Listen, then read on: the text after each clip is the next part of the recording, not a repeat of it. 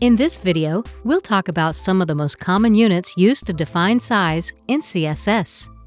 When it comes to styling a website with CSS, many times you need to specify a size. And to size elements, you need to understand units. There are several types of CSS units. We'll discuss 4 of the most commonly used. First up is the pixel, written as px. Pixels are an absolute measurement, which means they're always the same size, no matter what. Imagine them as blueberries on a plate. You can measure some text as 6 blueberries tall. Whether the plate is big or small, the text would still be 6 blueberries tall.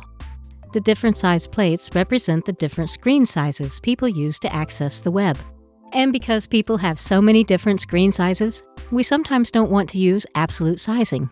For fluid layouts, which are flexible depending on the space available, there are relative units, which aren't always the same size. The most frequently used relative unit is rem. By default, 1 rem equals 16 pixels. This is the base size. Think of deciding to bake a breadstick that's 16 blueberries long. So 1 breadstick, or 1 rem, equals 16 blueberries. Therefore, 2 breadsticks, or 2 rems, equals 32 blueberries. And half a breadstick, or 0.5 rem, equals 8 blueberries. On websites, body copy is sized to 1 rem by default, and you can size any other element using any number of rems. For instance, you might want to size a heading to be 2 rem, which is equal to 32 pixels. The great thing about the rem unit is we can change the base size. Say you have a bigger plate and therefore wanted a bigger breadstick. You could bake them to be 20 blueberries long instead. That's like setting a different base size. And now 2 breadsticks equal 40 blueberries. To set the rem base size to something other than 16 pixels, create a CSS rule for the HTML element and set a font size declaration. Only the HTML element works for this. If the font size on the HTML is set to 20 pixels, 1 rem is now equal to 20 pixels.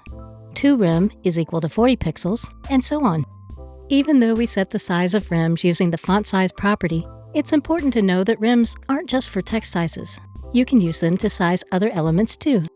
Next, let's look at the percentage unit, which is a relative unit that behaves very differently from the rem. An easy way to think about percentages is to imagine you want to spread some jam onto a slice of bread. If you cover half the slice, that's 50%. No matter the size of the bread, 50% always means it covers half the slice. In HTML, we can think of the bread as the parent element and the jam as the child element with a percentage width. For example, a paragraph set to 50% width that is inside of a div will always be half the width of the div, even if the div changes size. Percentages work a little differently on type. In this case, the size is relative to the type size of the parent element. For example, say you have a heading inside of an article. If the article has a font size set to 20 pixels, and the heading has a font size set to 150%, the heading will display as 150% of 20 pixels, which is equal to 30 pixels. Similar to percentages, but also very different, are viewport units. Different users have different size screens and browser windows, just like the different size plates we discussed earlier to hold our food. Viewport units are similar to percent units in that they are a percentage of a space, but they are a percentage of the user's browser window instead of the containing HTML element. Think of our percentage of jam on bread.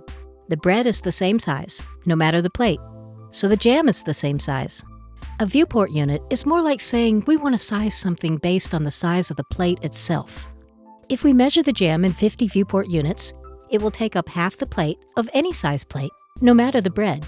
If you want to measure the width of the viewport, you use VW units.